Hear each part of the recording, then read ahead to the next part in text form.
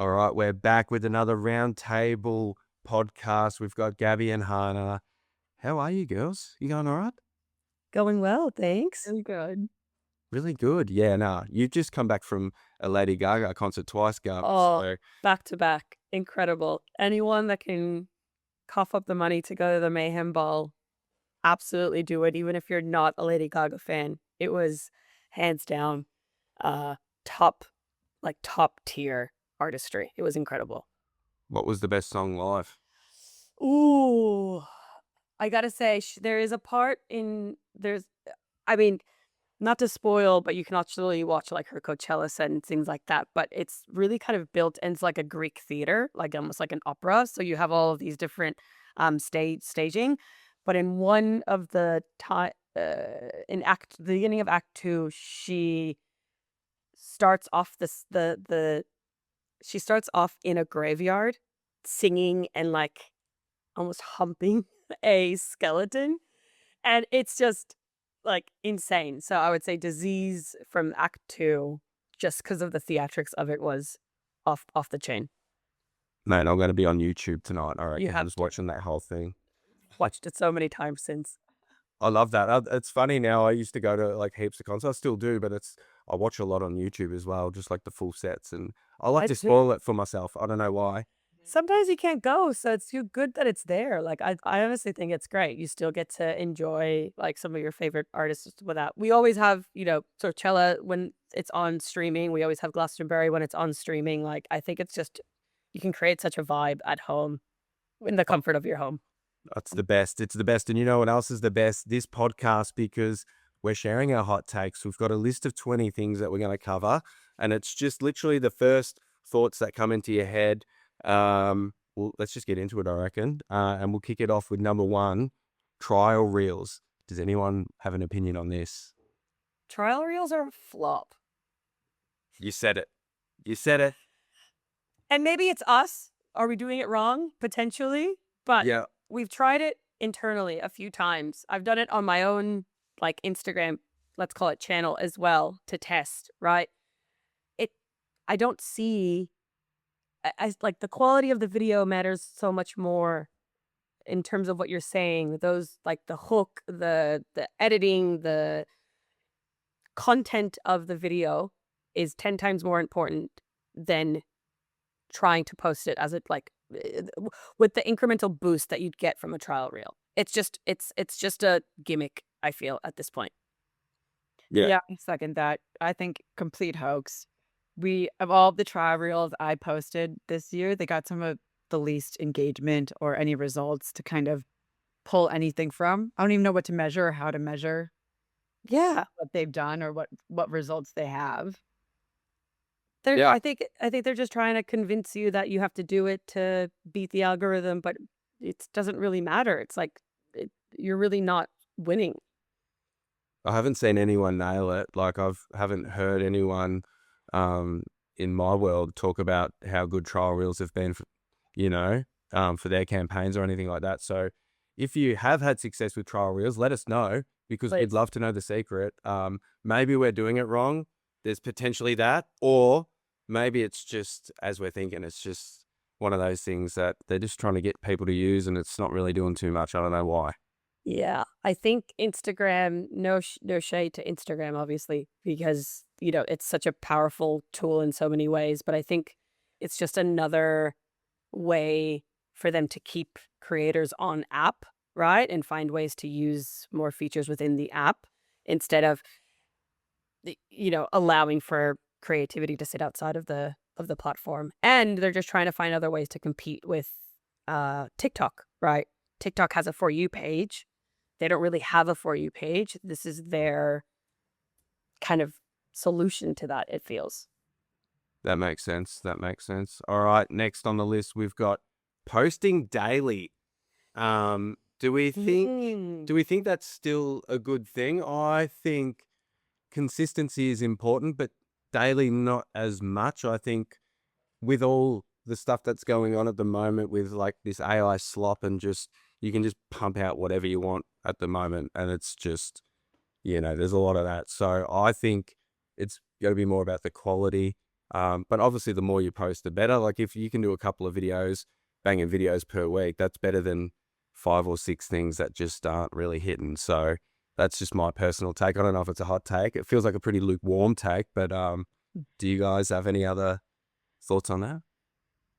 I think it's impossible unless to post daily every single day, I think is the fastest way to burnout. And I think it's really hard to have 30, 31 pieces of high quality performing content every single month.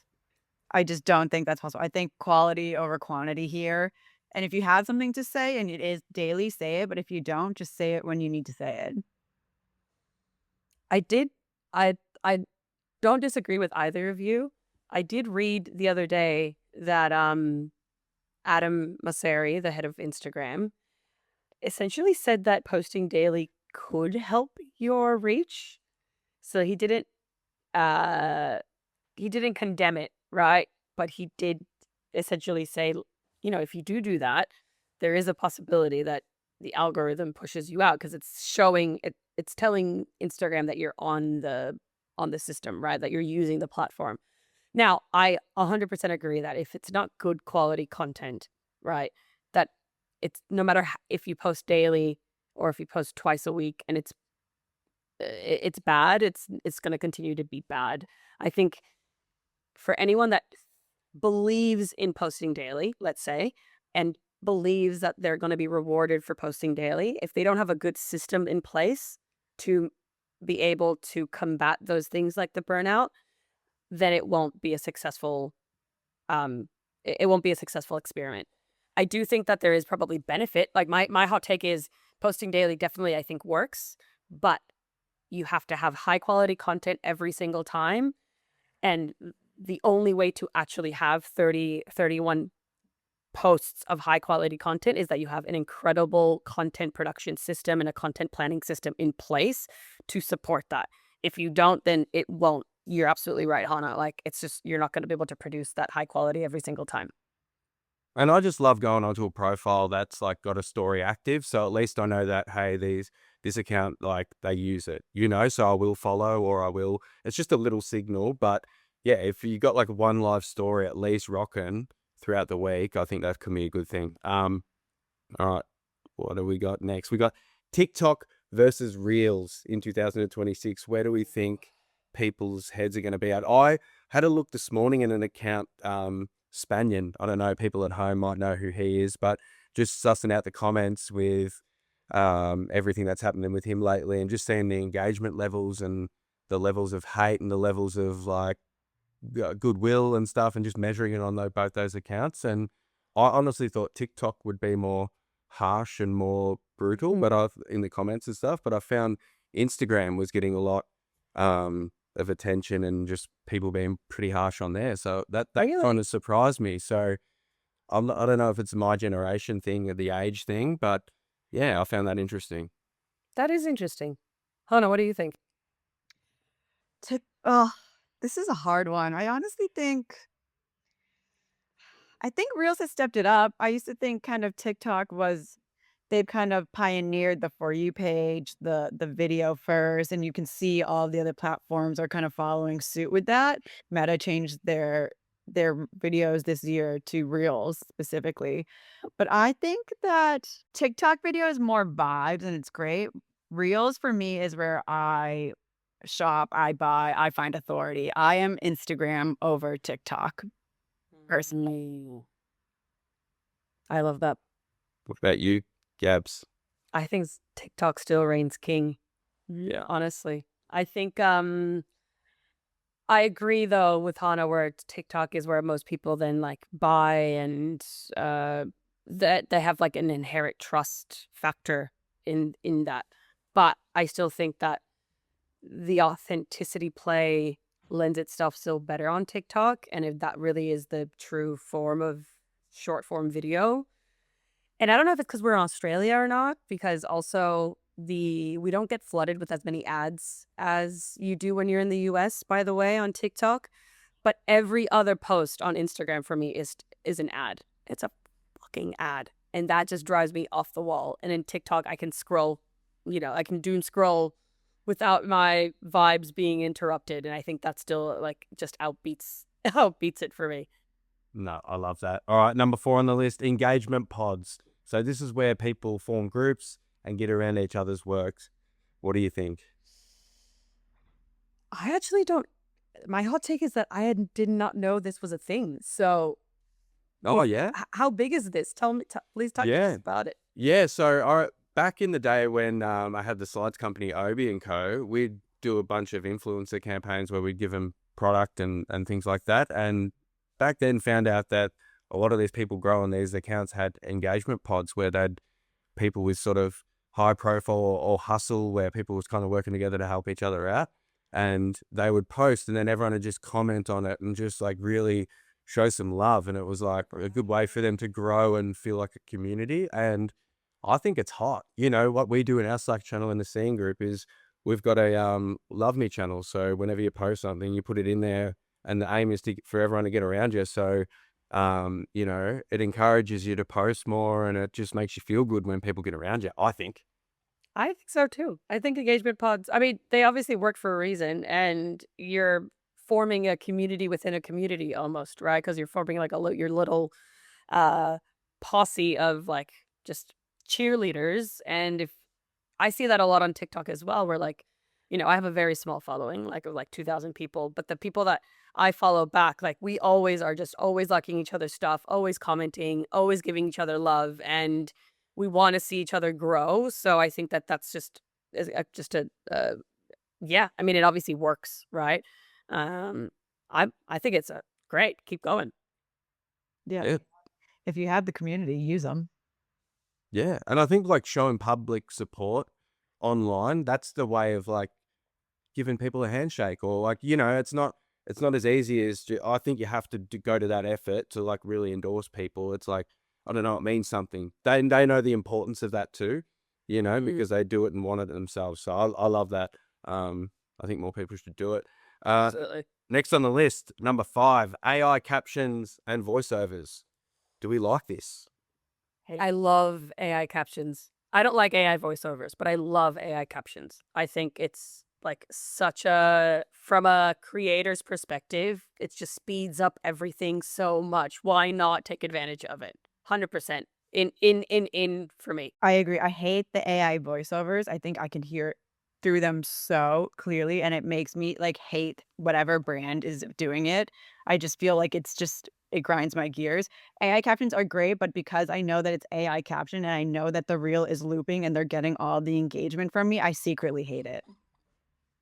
I love the AI voiceover because I feel like the people who go to the effort or a video that's hit my algorithm, like I think it's just like it has to be good, it has to be informative, it has to be something that I'm interested in for it to be that hype or that have that engagement. So it's like for me, it's like learning something new. I feel like there's a lot of educational stuff or historical stuff or satirical stuff that's done in the AI voiceover. And for some reason, I don't know, I just think like when videos just catch fire, it must be for a certain reason around like that. So it's like, I don't know, I'm always interested in those videos. That's what I've found anyway. So do you think you were interested in those videos because it was like a novelty, and will it wear off now that you're used to them? it's on all different subjects though. You know what I mean? So it's Yeah. just like I don't know, like one of my best mates, he's got a TikTok account where he used AI voiceovers and it was like satirical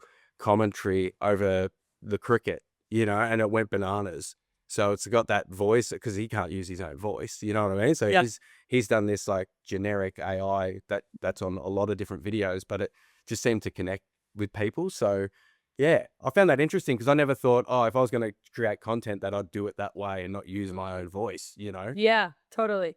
What about, this is not on the list and a bit of a derail, but what about like the AI slop in terms of like, I don't know if you guys have seen it, but things like, animals talking on podcasts. So you have like these fake podcasts. They're all clips, but they're all AI. Like it's just 2 dogs talking or 2 cats talking, or you know what I mean? Like that's insane. Like obviously that's not real, but I actually find them so funny and so entertaining. And I don't know if it's because it's a novelty, Because obviously I know it's AI, but it's like, is it because it's just so ridiculous that it's landing, or is it because it's, you know, the content itself, like the writing is actually genuinely funny. That's what I think it comes down to, the writing, the creativity, you know. I always love the idea of like creating like a cartoon dog having its own world and going to work and like this whole sitcom vibe. And I think now with everything that's available, you can do that. Like smart creative people, if they just knew how to do some basic things now with AI that's become basic over time, it's like anything's kind of possible, isn't it? Mm. Ta-da. All right. Next on the list, number 6, posting memes as a brand. Do we like this? Love. Love it. I love. I And it- think it's such a good strategy. Yeah, it's nice to see because meme posting has been around for a long time as well. I feel like it's one of the kind of not trends, but one of the types that has really survived all of the changes and all of the trends throughout the years. Like we've been meme posting like since the start, and I think it's still so good. I agree. I love memes. I think memes are like, I mean, peak millennial relatability marker. You know, we love. We're the biggest generation, right? But like, we love relatability. We love feeling seen. We love feeling like someone understands us and what we're going through. And there is no better way to translate that than through a meme.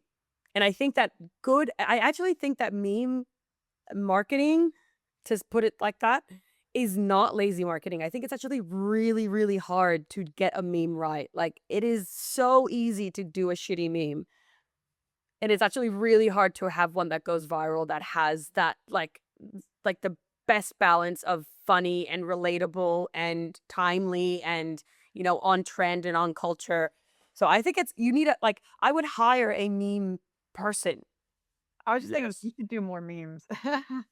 Totally. Well, yeah, if anyone's got like a really, really good social media meme page or knows of any good Please. ones, send them in because I've been trying to find them. The ones that I find, there's no way we can post on our brand page because that would get us straight up cancelled. But yeah, we definitely need your help there. So, you know, I think with memes, it's like the best comedians always like have a bit of like philosophy or life lessons where it's like there's truth to it. That's what makes it funny, you know. So I think that sort of stories and things that we can they're easily shareable, you know, like it's stuff that you can't say but you can, or how you really truly feel. So yeah, I think the best sort of stuff is in comedy. Like if it's making me laugh, I'm engaged, you know. Absolutely. And I really think that there's an art to crafting the right meme, the right phrasing. You know what I mean? Like not everyone can just whip out a good meme. So 100% love it. Not lazy. It's actually quite smart. Only really smart people know how to do really good meme marketing, honestly. I love that. All right, next on the list, number 7, social teams being treated like interns. What do we think? Boo. Yeah. I feel like it's real though, because It is. yeah, and that's where the frustration lies, I feel, because now I think leaders and people in positions of influence are starting to see the power of storytelling and narrative and brand and how important that actually is. And all right, now we need to dedicate more resources to this because we know what value it brings. And yeah, I think there's conversations being had around those roles being different than what it was last year, this year, even. You know, it's more like you're a community architect now. You're doing a lot more than just taking a photo and then just with a caption. I think, you know, the best ones are really thinking about things in a different way and having these convos, and probably getting frustrated because they are getting treated like interns still.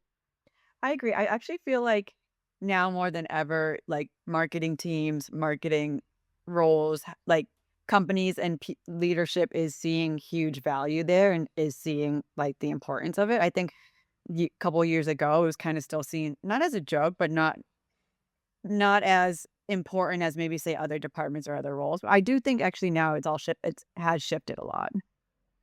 Yeah. It's always been what it's always been the bottom of the totem pole on the marketing ladder, right? So if you did have an intern, it was one level up from the intern and the marketing coordinator that was doing all of the grunt work and felt like really busy work. We need social media, so here's just tack it on to someone. But social media managers, really good ones, are like they have a really great understanding of strategy and creativity and execution and understand what the brand is trying to be and how to translate that on a social media platform. That is not actually a very easy thing to do. If it was, everyone would be a social media manager. If it was, everyone would be going gangbusters on social media, and not everyone is, right? So it's the people that do it well, it's because they've understood that it is those three things. And I think any social media manager with the right leadership and with the right investment in their careers can actually get to that, but they just keep getting treated like, again, the bottom of the totem pole, not someone that has that much value or strategic value in the marketing world, let alone in the business. So it's just never going to it's never gotten as much love. I do hope that changes, as I do think that even though social is always evolving, and so who knows what it'll be in a few years, social media is brand strategy. They're intertwined. They're one within the same. And if you want to build a great brand, you have to build a great social platform, right? And social audience in a social community. And you won't be able to do that if you don't have a good social media manager running that. Oh, exactly. And I think it always gets thrown into, oh, you got that fun job. Yeah, it's fun and it's hard, It's hard. But it's very hard and it is fun. You're allowed to have fun. That's the whole point of it. It's like how do you stop people's in their tracks and get their attention with what you're trying to build? And it's just interesting because there's always new things to learn in this industry. And it's a lot of psychology. It's a lot of all different things, which is what attracted me to the space, to be honest. It's like, it's a mix of everything. So Absolutely. Love that. All right, next on the list, the go viral briefs. What do we think about that? I don't know. I think the when someone wants to go viral, I think they just want engaging content. It's like, how do we set up a system of engaging content? Let's not like think about just this one thing that we want it to go viral. It's like, how do we set up a system that's sticky content? That's where I think most people are thinking now. It's not just, all right, I got an idea for a video, let's make it go viral. I think more people now are thinking, how do we set up some sticky stuff that's going to go viral in terms of have a bigger audience? Yeah, I feel like when you are trying to go viral, yeah, like you said, it's the things that go viral like with out of your control. You can't really determine what goes viral. And if you are trying to go viral, you're probably chasing a trend. Mm. Mm. Absolutely. I agree. I think that's exactly it. I think that it's I don't know if I have anything else to add, because those were both the really good points. You have to have a system, and it's about engaging quality content. If the virality happens, that's a great result, but it's not the end result, right? Like the end result is the brand growth and the engagement growth over time and the customer growth and like what it is that your business is trying to do, full stop. That's one vanity, not even vanity metric. It's just a moment in time, right? It's just a moment in time. Yeah. And it's a signal, and it gives you great data to work off. All right, well, they got heaps of numbers. Like, why? How can we, do this more frequently? So I think it's a good thing if you do go viral. But as Josh Bailey said, it's the next thing. It's like, what can you do? So dig back into that episode. Don't worry about that. All right, next on the list, number 9, we've got influencers versus creators. Off the top of my head, personally, I feel like they're the same thing. Like when I think of an influencer, I'm like, yeah, they're creators. Because I think creators have influence, Ooh. It's so funny. I feel like creators would be really upset with that take. Probably. I think, yeah, because they do creators do influence people. Like that's how you have to create something, Yeah. No, I don't disagree. I think that I think I think the I think where it comes, and granted, I'm not a creator nor an influencer, right? So don't come for me. But I think that creators get creators don't like being called influencers because influencers now have a negative connotation associated to it, right? Influencers were what we called it for a long time. Then the world got annoyed with influencers, and then all of a sudden it's like, no, I'm not an influencer, I'm a creator. Like, I create content. It's like, no, but you have 1 million followers or 500,000 followers or 10,000 followers. Like, you have influence. Like, you absolutely do. The definition of it is having influence. So I 100% agree with you. I think they are one and the same. I just think that creators don't like being called influencers because influencers get a really bad rep. And it's calling out their strengths too, you know? Yeah, you do have influence. Oh, people want to play it down a bit, you know? Like, oh, I don't want to be known for that because I think, like you were saying, it's like the negative connotation around maybe, oh, they just sell handbags or they just come on there and just pump product. It's like, no, you're thinking of 2016, which Yeah. is 10 years ago, you know? Totally. And also, whether or not all creators are whether all influencers are creators or all creators are influencers, I think that's up for debate. But people that are creating really good content on socials, whether TikTok, Instagram, YouTube, whatever, they definitely have a creative talent that they are flexing, and it is amazing to see that. But they are also doing that to generate and create influence for the certain thing that they're an expert in. Period. That's it. Right? Like, it's one of it they are no, like, they're just so intertwined that if you're getting a brand deal because you have your creative outputs, that is influence. Yes, that's what I agree, 100%. I think it's all, yeah, I agree. I think it's all semantics. And I think when you come down to it, like when we go out or reach for a UGC, an influencer creator, you can change your title to fit any one of that, to fit Yeah. any campaign or any brief. Like, it's kind of intertwined in some ways as well. Totally.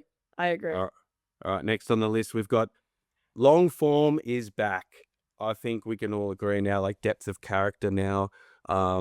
We want more of what we like, obviously. So if people can give it to us and make us care, I think, yum, give it to me every night. I love that. You know, if like my favorite wrestler starts a podcast, I'm going to listen to that. I want more, you know, like I always want more. So I think people who can offer that, especially in an engaging way, they always have the biggest followings. You know, that's why you see people with podcasts that like, because it feels very personal. I feel like pods are personal, you know, so you really get to know your audience and, you know, the hosts and stuff like that. So yeah, I would say it's back. I'd argue that it never went away. Definitely. But yeah, I don't know what you think. Anything from you, Hana?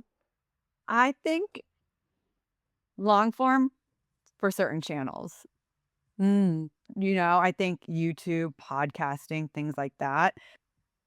For your traditional TikToks or Instagrams, I think it is still very short form, potentially trying going into the long form content now with the 3-minute reels and longer reels. So that'd be something interesting to see in the next kind of quarter or two, whether those longer form content reaches your TikTok platforms and your Instagrams and all of that. But I think it comes down to people's preferences because I personally actually don't have the attention span to do a long form content or to listen to a podcast. I am more short form. So I think it does come down to preference too. I would agree. Like, I my attention span is horrible. Like, I do most of my YouTube videos in 2x speed to get through to the end. But on the flip side, I love podcasts and I love reading, right? And so I think, to me, long form is the original storytelling tactic, right? Long form is storytelling, period. Whether it's an essay or a book, whether it's a podcast, whether it's, a multi-season arc, this is storytelling and creative storytelling. And if you're able to do that really well, then you will be really successful at long form. The problem is that we see a lot of shitty long form out there where it's just, a talking head rambling about God knows what. And it's like, that's not interesting. You're not really telling me anything. You're umming and ahhing and just a long-winded, I don't know, stream of consciousness that sometimes that just won't land for everyone. But if you have a really well-crafted story, that, whether it's 2 minutes or whether it's 15, like, that is what people like. You have to grip people. It's a great story. Mm. I love that. All right, next on list number 11, the death of aesthetic feeds. So, yeah, pretty feeds. Do we think there's a place for it? I still think it matters, Yep. especially on Instagram. It's just ingrained in people. I think that it on Instagram specifically, it will it matters more than we want to give it credence or credit for. Yeah, I think it just gives off a brand, like it's a branding piece as well. I think it's not so much having your curated quote in the middle, photos on the right or whatever like that, but there is guidelines still that do exist. When people look at it, you have colors, you have cover photos, so there is still people I think are still conscious of it. And I personally, if I look at a feed and there's not a cohesion, it does feel like there's not a strong brand. I love a feed where it's like a cool messy room. You know, like when you walk in, it's got like all the elements of like all my cool clothes, but it's all scattered around in different sort of ways. Like I see surf brands that like changed it up pretty quickly in socials where you know they were doing the 6 tile thing and all that type of stuff, but then they really turned it into just a bit like messy and organic. So when you clicked on it, but that suits that vibe, you know. So I think it's all like relative to the attitude that you probably want to communicate across. So, you know, I think like, yeah, my favorite accounts are always ones that are a bit messy, but it feels clean at the same time. I don't know if that makes sense, but it's just, yeah. Yeah, I would say that that's still essentially it's a curated aesthetic. It's just a very unique curated aesthetic, right? It's not what you just like associate to pretty, but it's still a curated aesthetic, um, polished brand, even if it's a chaotic brand, Yeah. right? I'd love to know. I'd be interested in if people actually think about that right before, like when they do that, or they just click on post and they just, whatever it comes out, and that's what it looks like. That'd be interesting. All right, next on the list, number 12, brand voice in an AI era. I think it's tone of voice will still always matter because the way you speak on LinkedIn versus your newsletter versus your Instagram versus your TikTok, every channel caters to a different subset of your audience or to the way they want to be sold to or spoken to on that channel. So your tone of voice and your brand guidelines really still matter. And honestly, no matter how much you give AI, when it starts to all sound the same, especially as the same as everyone else, then you don't have a brand voice. Like the brand voice is the opportunity to set you apart. So I think that's going to continue on to show humanity and to show authenticity and to show um, relatability that AI will unfortunately never really ever capture 100%. Yeah, I think you can leverage AI to help you write in your brand voice as well, but you can never hand it over to AI completely. I think that's when yeah, you lose it all into the algorithms, you lose it all into everything sounding the same, and you don't really have a brand after that. I love that. And I think like brand voice will shift into personal voice more because at the end of the day, we just want to know, you know, the humans behind what, you know, because we're going to want to find that out more, you know, because there's a lot of slop out there. So I think, yeah, it's important to just make sure that you're not all sounding the same. Next on the list, number 13, paying creators in exposure. Oh, I think this is a bit of my hot take is that this is a flop. People read right through it. People don't want to be sold to. Just don't do it. That's not the influencer deal for you to be doing. Find your long-term partner, find someone that actually cares about your product, that can speak to the product in a way that it comes off as natural and authentic.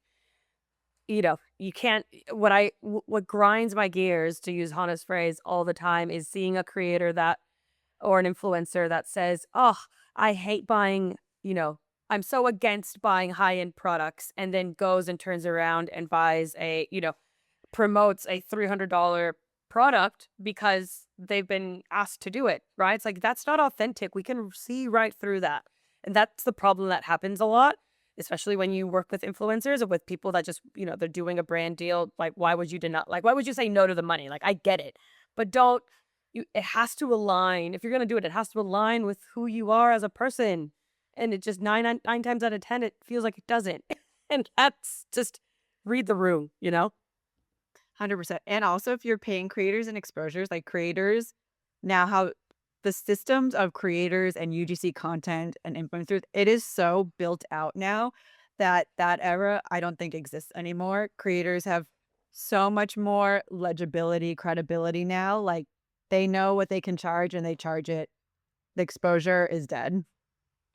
Unless I think it's the mini first step to just maybe kickstart something, but that's about it, I reckon, because as you've both said quite well, it all makes sense there. All right, next on the list, social listening.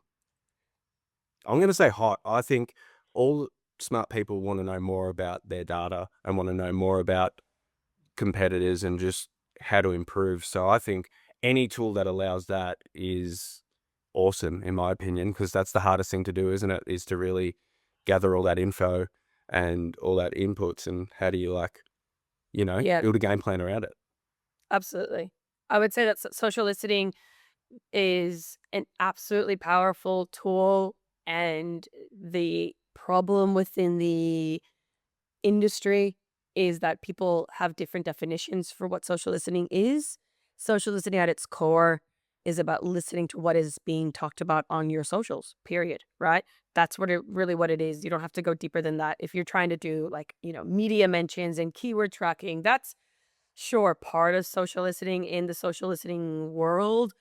But to its core, social listening is about really understanding how your socials are performing with your audience and what they are vibing with, essentially, right? Like, trying to really understand what is resonating, what isn't resonating. And the it's absolutely powerful data if you can have access to it. Yeah, I think it's legal eavesdropping and the tools are there.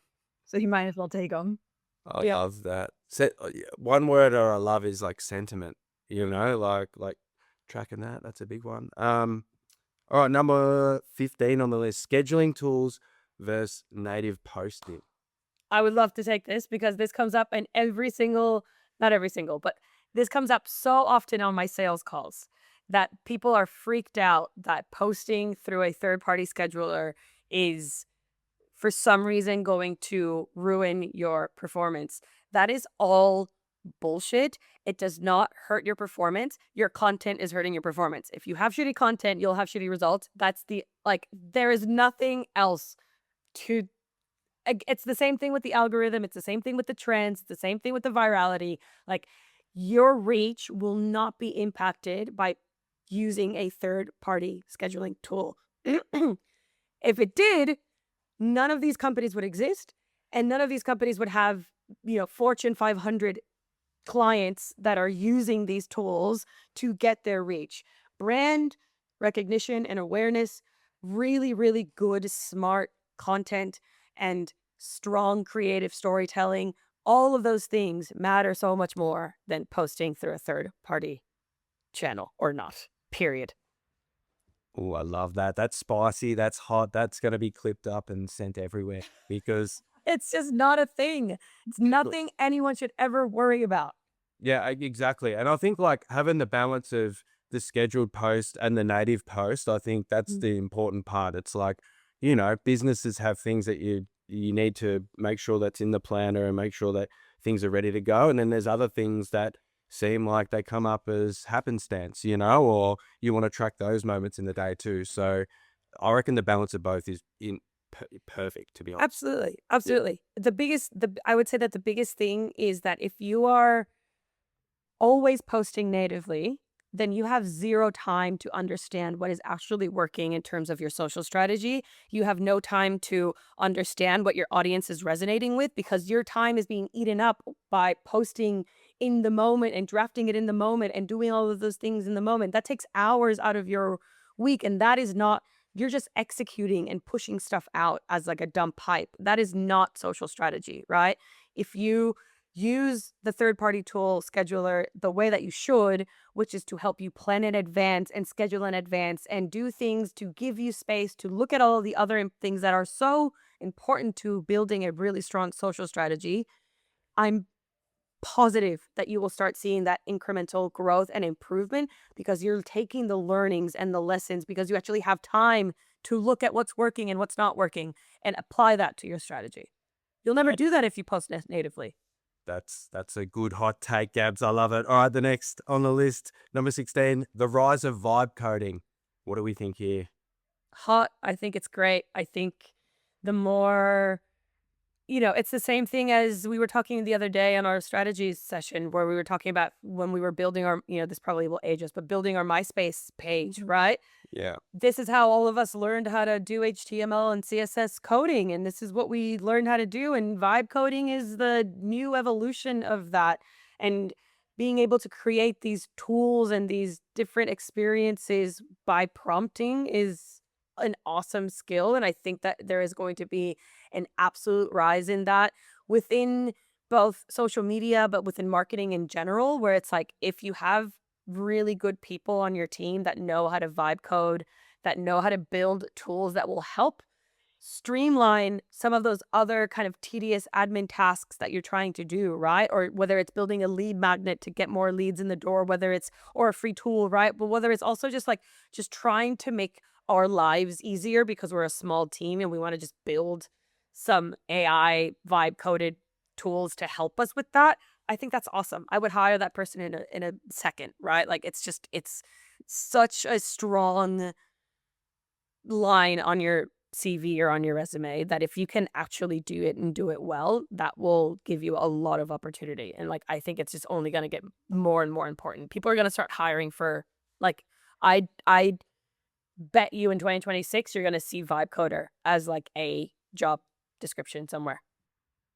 Oh, people want to optimize their life, People want to, with all the technology that's available now, you can actually automate things now. You don't have to just get the notification to remind you to do something or to plan out stuff. It's like, no, you can have things plug in and do things on your behalf now and just talk into stuff. So it's like, I don't think it's going to allow so many more creative people who never thought they'd be able to do these types of things, possible. So it's an interesting world we're living in. All good. All right. Next on the list, we got burnout in social roles. I think that's common. I think coming into this industry and realizing that there's a lot of people feel a bit lonely and disconnected. And I think it's because all the stuff that we said earlier about people not understanding and being treated like an intern and not the actual chief storytellers and, the custodians of the brand, really. That's what people see. They're the social people in social roles, play that role. So that's just my opinion. I don't know if you guys have any others. Yeah, I think burnout, especially in socials and marketing, I think it's definitely inevitable. But there are ways around it. But like you said, I think shout out to social teams because as we mentioned before, we're the lowest on the totem pole. A lot of us don't get the recognition. Our our department's the first to get the lowest budget, that we're the first to get squeezed of resources and then still expect all of these high performing trending virality moments out of us. So I think it's inevitable to be burnt out. And I think that's where communities, getting back to the humanity side of all of it, is I think going to be an interesting thing to look at in 2026 now with all the AI and the excessive posting and the high performance. I think it'll be really interesting to see because everyone is, pardon my French, fucking burnt out this year. And at the end of 2026, I think everyone's feeling that, especially here in social teams. Yeah, I agree. Budgets are being cut all left and right, but then there's still 10 times more pressure for social teams to deliver. You're beholden to the algorithms. You're beholden to, platform changes, to industry changes, industry trends. Everything's a fleeting moment. So it's so hard to, I don't think burnout will ever go away, unfortunately. It's just a very high burnout, high turnover role. The more support you can have by, shout out to our community scene and to be there and to have an ear or a person that can relate to you to talk to, and other services like that. I would just say, just take care of your mental health always. That's goes above any job, period. Like, so, but yeah, it's just a tough job to be in. I love that. Love that. All right, number 18 on the list. We're nearly there. Comment section as community. I think yes. I think like it's a good way to just showcase and explain a little bit more about what you're about. I think it's an easy way to just get involved and build when you can't really think about what to post. It's like little things of just commenting on other people's work is an easy way to get going. And I think I see a lot of cool people on LinkedIn and follow a lot of cool people through their comments on other people's posts who I like. So yeah, I'd say it as just an extra channel to get your profile and stuff out there. Definitely. I think the comment, like, I think I would, and I'm speaking in broad terms, right? Like, you always have to be aware of the comment section. Like, you don't live in the comment section, right? The internet's a scary place, and it's very easy to jump in there and be riddled with negativity, and that is not good for anyone, right? Whether you're a brand or a creator or just a average person. But I do think that if you're doing it right, and if you're also, yes, I think the flip side of like going to other people's pages that you respect and that you want to be involved in their community and kind of, again, building that engagement pod vibe, right? That's the great way to start. You start connecting with these people. This is the circle I want to be in. I just want to start communicating with that. And I think brands, when they do it well as well, like from writing on behalf of brands into people's comment section as an example, as long as it's done naturally and authentically, it lands really well, and it's a really good way to build community. The AI comments are just no good. When people are oh, yuck. Stop doing that, please, people. All right. Next on the list, LinkedIn becoming Instagram. What do we think? I'm guilty of this. And Naomi, who's our boss at Sked, she doesn't like it when people treat it like that. And I don't know if she's been on my profile yet because all my stuff is just literally like it's my Facebook. I just think, yeah, I don't know. I think it's changed LinkedIn now. I think people want stories and people want just how people show up in real life. So if you show up that way, I think that's just my brand. You know what I mean? But for a lot of people, that wouldn't suit them. So I think it's all relative to who you are as a person. Like if you're not that way, then it feels a bit fake. Then it probably is. So sort of know what you're about, and I think just think about it in that sense rather than trying to sound corporate or trying to sound casual, Yeah, I think LinkedIn is definitely changing. If you're an early adopter, I think it's starting to be more of an Instagram. I'm definitely latter because in my head, Instagram for me is still very much business news, job announcements, more corporate kind of posts. You mean LinkedIn? Sorry, LinkedIn. Oh, okay. Just making sure. It's like, I don't know what Instagram you're on. Yeah, LinkedIn, I think, is still very corporate, very like, I wouldn't even, in my head, posting reels or things like that is kind of still like a whole new concept for LinkedIn for me. Yes, I hate I honestly, the way that I would put it is LinkedIn wants to be Instagram, but feels like Facebook. Yeah, that's good. Yeah, that's good. I just think it's the behind the scenes, not the distribution channel. It's the behind the scenes. So if I see a sick brand on Instagram or TikTok and I go onto the founder's LinkedIn page, I love that, where it's like that's connecting the dots type of thing. I think that's perfect and spot on. Yeah. I think that, but I think what you said is really critical, right? Like, and I say that facetiously of the Facebook, but it's trying to be LinkedIn, but it's coming off as this like where old people are trying to be cool, right? Yeah. But I do think that what you said is really important, where it has to also just fit with your LinkedIn is for personal branding, right?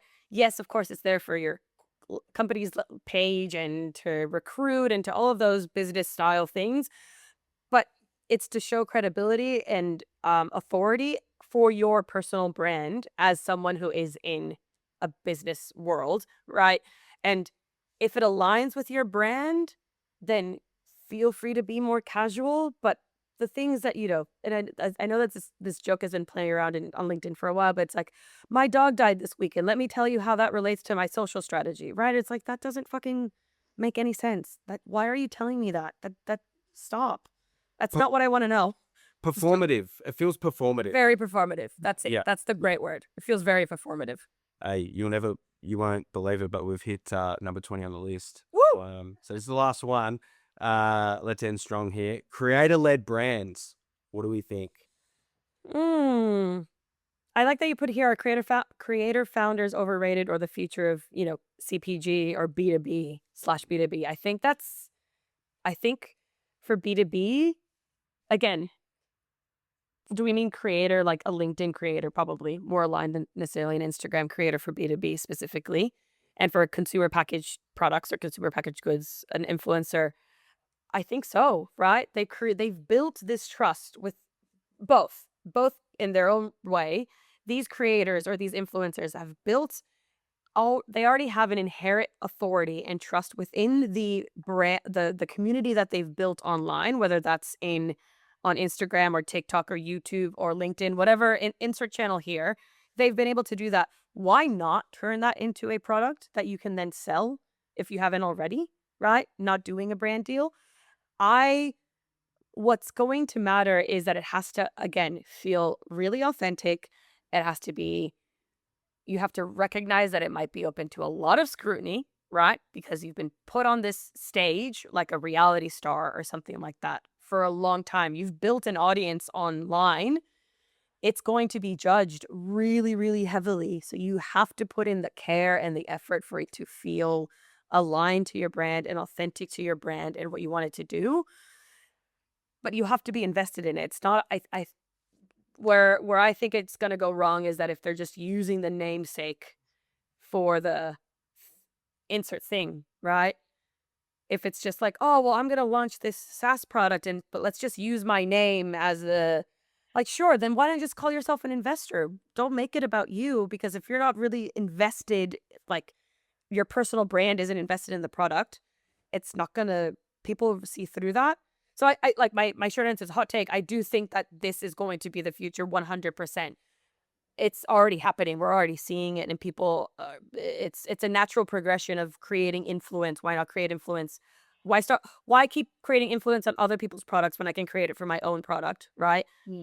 But it has to feel genuine and authentic to that creator or to that influencer. Yeah, I agree. I think it's the next logical step. If you have an audience and you have a niche or there's something that relates to you, like Gabby said, it has to relate, it has to be synergy, and the audience will see right through that. And I actually honestly think it's harder to be a creator and start a brand because the scrutiny is going to be so much higher and the pressure is going to be so much higher. But if it makes sense, absolutely, the trust is already there.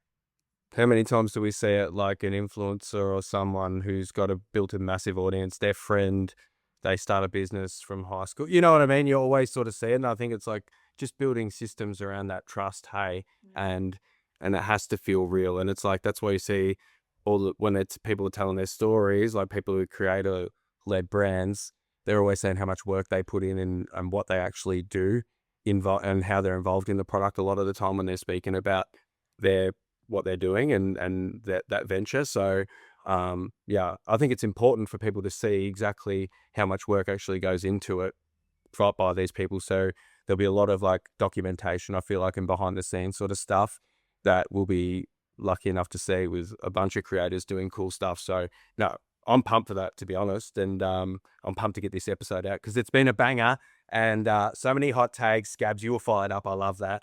And Hana, it's a pleasure as always. But thank you, girls. This has been awesome. Thanks so much.